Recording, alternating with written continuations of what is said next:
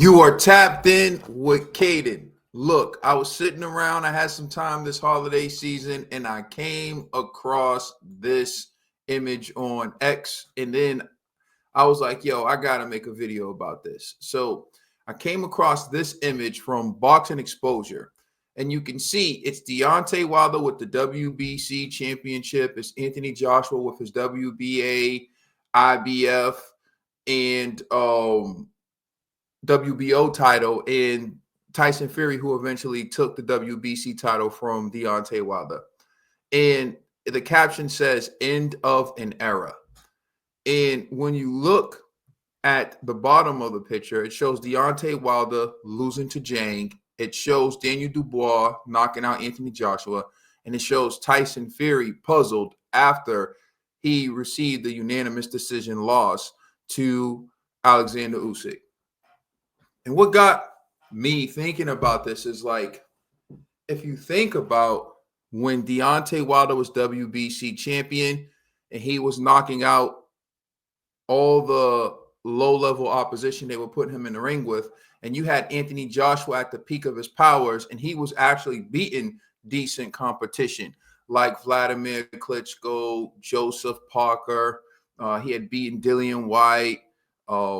He beat some very good opposition, Anthony Joshua. There are more names out there, but I'm not going to run through all of them. The point is, Anthony Joshua and Deontay Wilder was the fight to make at that particular point in time.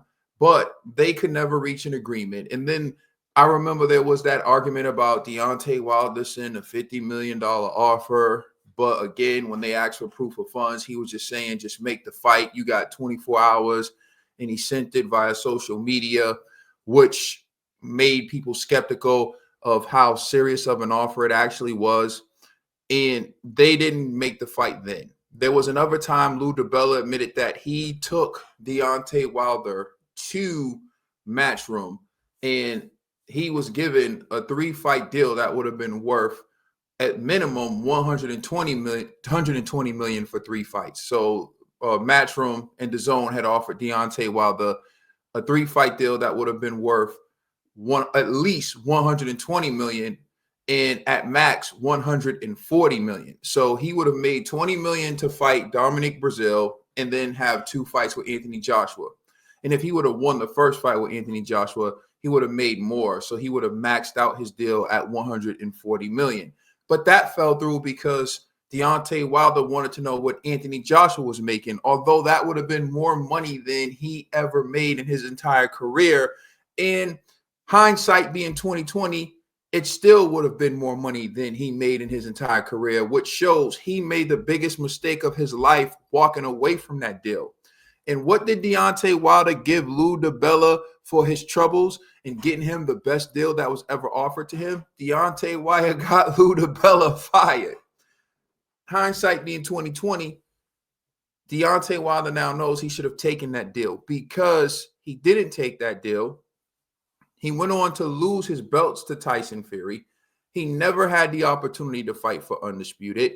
It was an uphill climb for him ever since then, because he got knocked out by he got stopped by Tyson Fury in the rematch when he fired Mark Brillin and made a whole host of excuses that embarrassed him. But he showed tremendous gut and grits in the trilogy with Tyson Fury, but he still got knocked out cold in the 11th round. And from then on, he was never the same. He went on to lose a decision to Joseph Parker and get sparked out by Jiliai Zhang, which is the photograph you see down here with Deontay Wilder on the floor. That's how it stands for Deontay Wilder. That's how we remember him. Didn't fight for Undisputed, never made the 120 to 140 million in the span of 3 fights that he could have made if he would have just accepted that deal. What loss would have been better for him? Fighting Anthony Joshua, making 120 million to 140 million if he could have won one of those fights? What would have been better for him? Having the losses to Anthony Joshua, or having the loss to Tyson Fury for less money, the loss to Joseph Parker for less money, and the loss to Jiliai Zhang for less money? Now we'll go to Anthony Joshua. Anthony Joshua and Deontay Wilder were playing this game basically of, I'm going to one up you in negotiations, because they thought they were going to keep winning, right? And Deontay Wilder chose Tyson Fury because Tyson Fury had been suspended for 2 years. He was battling depression. He was abusing his body. He was over 400 pounds, and he just decided he was going to make a comeback. So Deontay Wilder wanted to cherry pick Tyson Fury at the right time. But what ended up happening was, and it almost worked out perfectly for Deontay Wilder when he dropped Tyson Fury in that 12th round of their first fight. But Fury got back up, showed his guts and grits, and fought to a draw, which most people, including myself, feel like Tyson Fury actually won that fight. And so Tyson Fury wins the rematch, takes the belt from Deontay Wilder. But Anthony Joshua was playing his own game of leverage against Deontay Wilder. And what Anthony Joshua wanted to do was come to the United States of America and sell out the legendary arena, Madison Square Garden, something Deontay Wilder, the American, couldn't do in his own country. And credit to Anthony Joshua, he did that. Now, Anthony Joshua not only needed to sell out Madison Square Garden, he needed to have an impressive performance on that big, massive stage that would have made him arguably a boxing superstar in America. If Anthony Joshua would have beaten Gerald Big Baby Miller, who he was originally scheduled to fight in Madison Square Garden, and everyone was hyped up for that fight, but of course, Miller got caught for 3 PEDs, 3 illegal substances in his system, the PED cocktail, the cocktail of death, which led him to be known as Big Pharma Miller around boxing circles. And, he had to, he was removed from the fight. I remember at that time, they were looking for opponents for Anthony Joshua, and they selected Andy Ruiz. I remember, and it's one of the very first videos for Boxing Bros. If you're familiar with the show Boxing Bros, you can go back and you can go to like the oldest videos, look at our predictions for Andy Ruiz versus Anthony Joshua. And look how I say it's a bad fight. Andy Ruiz has a lot of skill. He's more experienced. He had more amateur experience than Anthony Joshua. I brought up his hand speed being a problem for Anthony Joshua, and the fact that I feel like he can, if they throw combinations, things of that nature, he can get Anthony Joshua in tremendous trouble. I picked Anthony Joshua, but I stated how it was a bad selection and a bad matchup for Anthony Joshua. And at Madison Square Garden, Anthony Joshua got stopped by Andy Ruiz.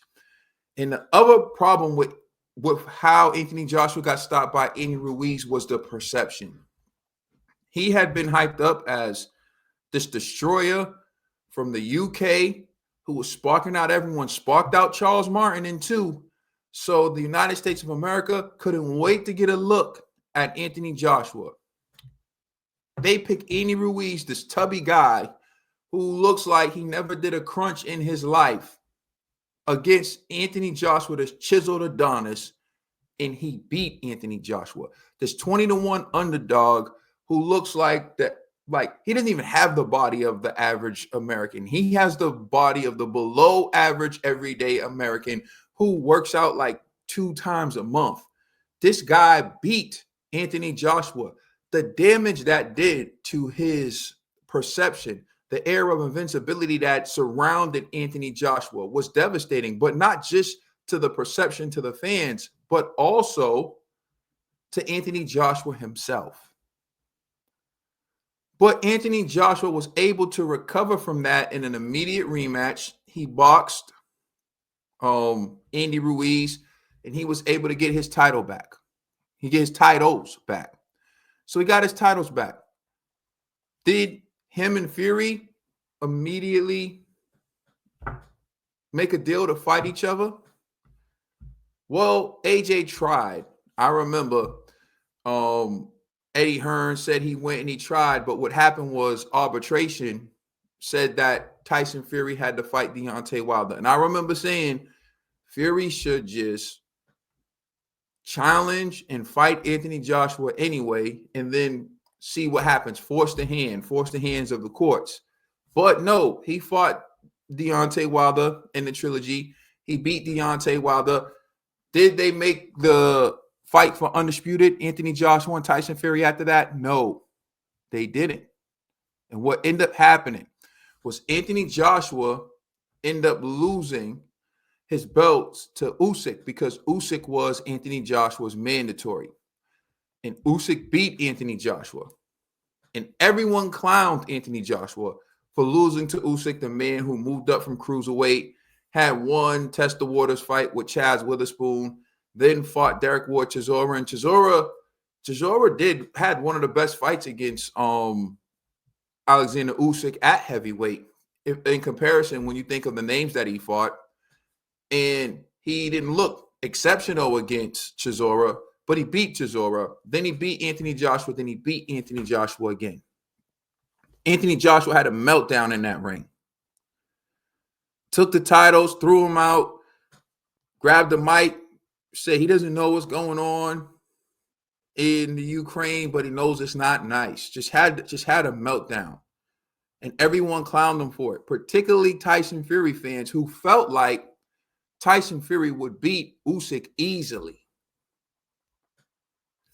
Anthony Joshua goes on to try to get back into heavyweight title contention after his 2 losses to Usyk, and he gets 2 solid victories. He gets one over Otto Wallin, someone who gave Tyson Fury a tough fight, and then he sparks out Francis Ngannou, an MMA fighter who gave Tyson Fury a tough fight and arguably beat Tyson Fury.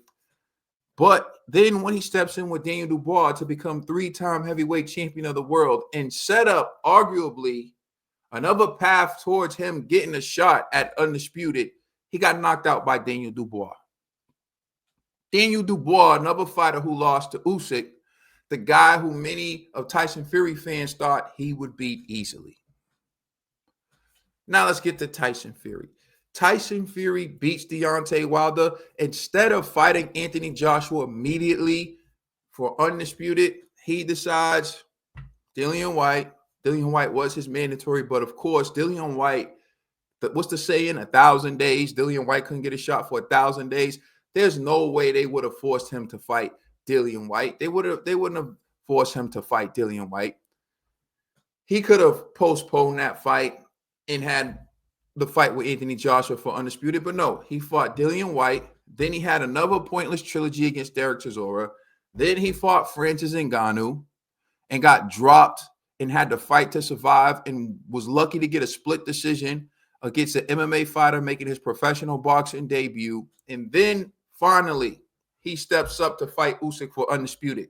This after a failed 70-30 split that Usyk accepted in Tyson Fury's favor. He pulled out. There were a lot of antics that made people get upset with Fury leading up to the fight with Usyk. But in the first fight with Usyk, Fury loses a close decision. And to me, the first fight was a lot closer than the second fight, right? So Tyson Fury loses the first fight. Usyk becomes undisputed champion. Usyk now has to vacate the IBF, which is what Daniel Dubois ends up getting.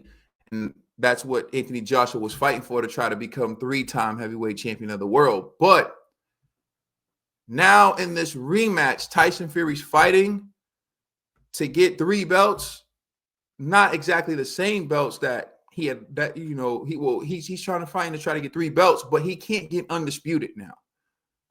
So in the rematch, he's fighting to get his WBC belt back, and he'll get more belts than he had going into the undisputed fights. But he wasn't going to go down in history as undisputed. And this is a cautionary tale, because if these guys would have just fought each other before Usyk moved up, or before Usyk was a player at heavyweight, one of them would have emerged as undisputed. One of them would have been etched in history and have an accolade that they don't currently have at this point in time. And by the time Usyk became their mandatory, they could have just vacated. And for anyone who would have wanted to clown them, they would have had perception on their side. They could have said, I've already became undisputed. Usyk's here. I don't see the value in fighting him, so I'm vacating. Their fanboys were already going to give them the dub the same way Fury fanboys gave him the dub over Usyk until they had a fight in the ring. The same way AJ fanboys gave AJ the dub over Usyk before they fought in the ring. And when I say fanboys, I'm not saying people who thought Anthony Joshua or Fury would win, because I thought they would win too. I'm talking about the people who acted like Usyk never had a chance, like he was just some garbage man who they were going to steamroll easily. So if they would have done that, one of them, Deontay Wilder, Anthony Joshua, Tyson Fury, would have been undisputed. Instead, what they did was they tried to handcuff the belts, and they did handcuff the belts, and eventually they delivered them right to Alexander Usyk's doorstep. Now, they got the paydays that they sought, but they didn't get the legacy, they didn't get the history, and they don't go down as the best of their generation. Alexander Usyk does. Alexander Usyk is the one who took care of business. So when we discuss this, you have to talk about how they all fumbled and how they are cautionary tales. The sad reality is they probably would have made just about as much money as they made fighting in Riyadh season if they would have just worked out these deals instead of trying to one-up each other and trying to rob the bank. Deontay Wilder should have taken that 3-fight deal that was presented to him when he was with Lou DiBella. He would have made career money, and he would have had the opportunity to fight for undisputed, something that never happened in his career. Anthony Joshua, maybe he could have given a little to Deontay Wilder. He damn sure would have had a better chance of defeating Deontay Wilder to become undisputed than he did of defeating Usyk. Tyson Fury should have made a serious effort to fight Anthony Joshua for undisputed. Okay, you had to fight Deontay Wilder with the arbitration. Why not fight him after that? Tyson Fury should have made a serious effort to fight Anthony Joshua, because he damn sure would have had a better chance of beating Anthony Joshua for undisputed than he had of beating Alexander Usyk for undisputed. And this we all know now, because hindsight's 2020. So this is a cautionary tale about playing that weight game, playing that cherry pick game, playing that perception game. The reality is we never know what's going to happen until the fighters step in the ring. And what ended up happening is the three kings, that the way they used to be viewed, their eras ended. 2 of them being knocked out, and 1 of them not being able to compete with the best heavyweight of this generation. And I've been sitting back watching some of the commentary and what people have been saying, debating whether or not Usyk is an all-time great. Listen, some people saying he's the GOAT. The GOAT conversation, I've always gotten into this. All this stuff is subjective, right? Depending on where you're from, your life experiences, even what you look like, it's all going to impact who you think the GOAT is in some instances. What I do know is, and I've always been taught this, is that a big fish eats a little fish, unless the little fish is great. Usyk beat Anthony Joshua twice, beat Daniel Dubois, and he beat Tyson Fury twice. So by my estimation, he's not just a great, he's an all-time great, because he didn't just do it once. It wasn't a fluke. He made sure you knew it wasn't a fluke when he beat Anthony Joshua. And in one of those 2 fights, he got the best version of Anthony Joshua. In one of the 2 fights against Tyson Fury, he got the best version of Tyson Fury. And if he rematches Daniel Dubois, I'm sure he'll get the best version of Daniel Dubois too. But it doesn't matter. He's already an all-time great.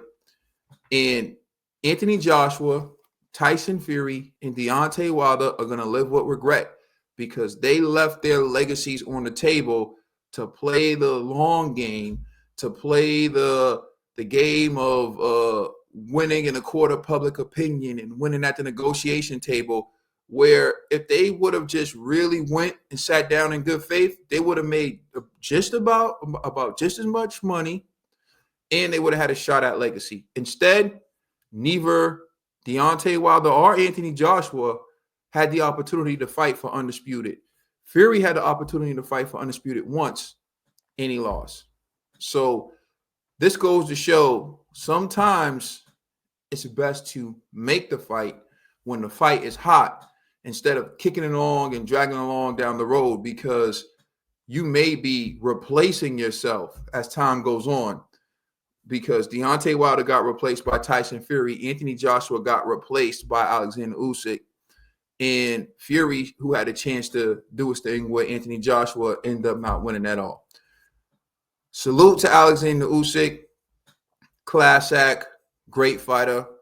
To all the Alexander Usyk fans, the ones who've been riding with him from the beginning, the ones whose support was unwavering, the ones who just knew what they saw, I salute y'all. Respect to y'all.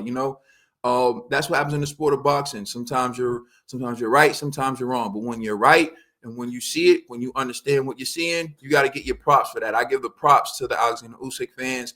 I give props to Alexander Usyk. I am a believer. I've seen enough. All-time great. And anyone else who wants to debate that, you're not going to get any reaction out of me, because to me, it can't be disputed. It's a dundee. If you can accept it, I mean, that says more about you than it does about anyone else, in my personal opinion.